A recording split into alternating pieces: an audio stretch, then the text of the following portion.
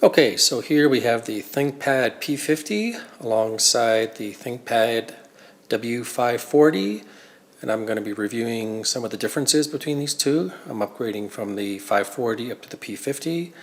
I just received this about 2 days ago, and so far I've definitely seen some very good changes in the two models. So first off, looking on the outside here, we see the trackpad has changed drastically. I could never stand the W540 trackpad, the single panel sort of design. And so with the P50, it's going back to now the trackpad with separate buttons, buttons along the top and bottom. So that definitely helps to make sure when you press the buttons that you actually press correctly. This version, I've got the fingerprint reader as well. I do not have the color tone gadget over here. I didn't need that for the work that I'm doing. So what I'm going to do now is I'm going to open up the back, back panel, the underside panel of the P50, and show what's on the inside. So I'll be back in a few. Okay, so here I've removed the battery pack. One of the great things about the ThinkPads is you can still replace the battery pack, pull it out if needed, and I've unscrewed these screws holding on the panel here. So I can take that off, and here we can see we've got the memory modules. This particular P50 has 64 gigs of RAM, and this has the M2 hard disk. I actually ordered this with a SATA drive because I was going to pull that out, put in a 1 terabyte SATA drive. Unfortunately, instead of giving me a 256 gig SATA drive, they gave me a 256 M2, which cost more, but they didn't charge me for that. So I'm going to live with that. That'll be my system disk, and then I'm going to put in the SATA drive into the slot here. And that's basically it for the underside here. The one difference between the P50 and the W540 is the W540 has a DVD drive. This does not. This has USB, mini display, Ethernet, the power adapter, HDMI, some more Ethernet, and this side just has a SD card slot. So let me put that back together and I'll power them both on, and we'll look at some of the performance differences between the two.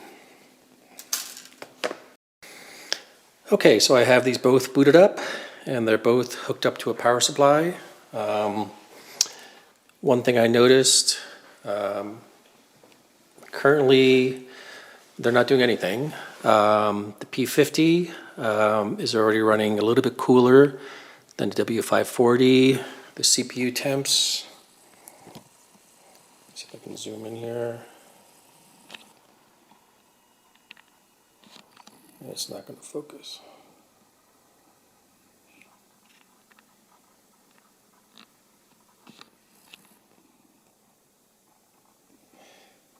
Yeah, it's not going to focus in there. The CPU temps on the P50, just in its sort of idle state, is running 34, 32, 29, 29, the cores. On the 540, the cores are running at 44, 39, 39, 40. So almost 10 degrees Celsius hotter on the W540 running in idle mode. I'm going to start up the Prime 95 application.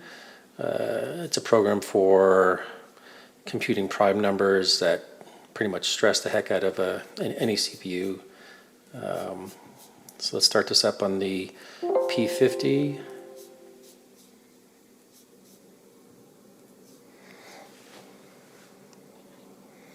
And as it starts up the cores here,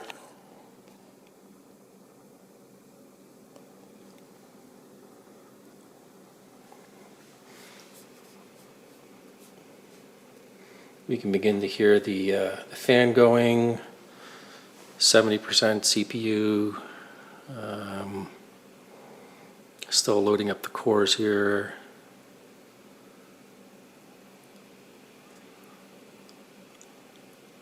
The temperature now in the cores is about 75, 69, 71, 67.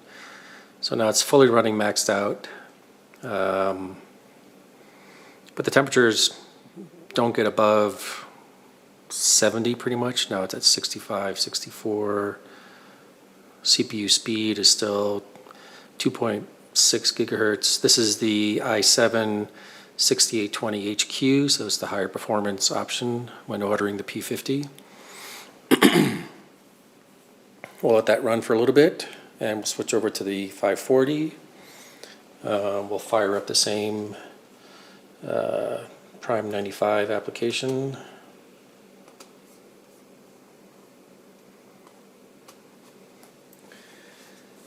As it loads up the cores, the temperature is already up to 65 on core 1. Over in the P50, we're still at about 65, 63. Loading up some more of the cores over on the 540, up to 71. And I'm not sure if you can hear it, but the fan is definitely working a bit harder now on the 540.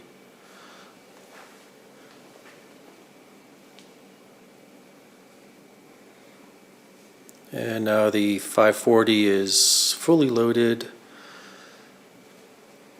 The CPU cores are running about 71, 72. On the P50, we're about 64, 65.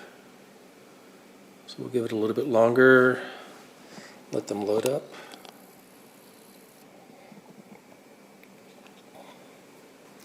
So in general, I find the P50 is much quieter when running a full workload.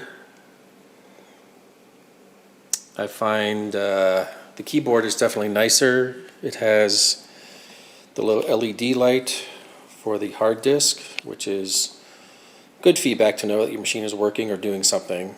I don't know why they took that out of the 540, but I'm glad they put it back in on the P50. And when running all the cores, since the P50 can run cooler, it can actually have the CPU running at a higher clock speed. So that gives an overall throughput performance increase. So that's a first look comparing the P50 with the 540. If you have any questions, feel free to let me know.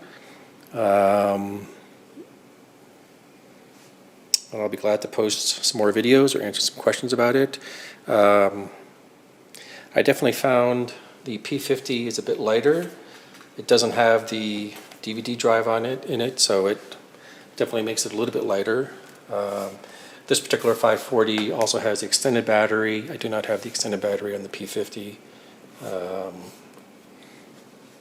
Overall, the dimensions are pretty much the same. The P50 might be a little bit lower, very slightly. So it's a little bit thinner base here. The top is about the same. The material finish is pretty much the same. But just runs faster, cooler,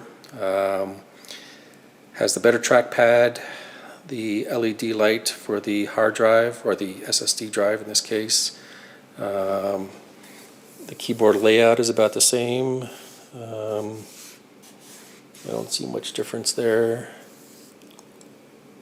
You know, some differences in the top row here, but that's probably about it. I'm glad this has a separate numeric numeric keypad here. The one on the left has 24 gigs of memory. The one on the right here has 64 gigs of memory. I'm going to be using it to do our proprietary stock calculation application. It's sort of an AI application for predicting stock prices and stock movements. That uses well over 32 gigs of memory. It uses all the memory in whatever system you have. So the more memory, the better. So that's why I maxed it out already with the 64 gigs of memory. If you have any questions, let me know.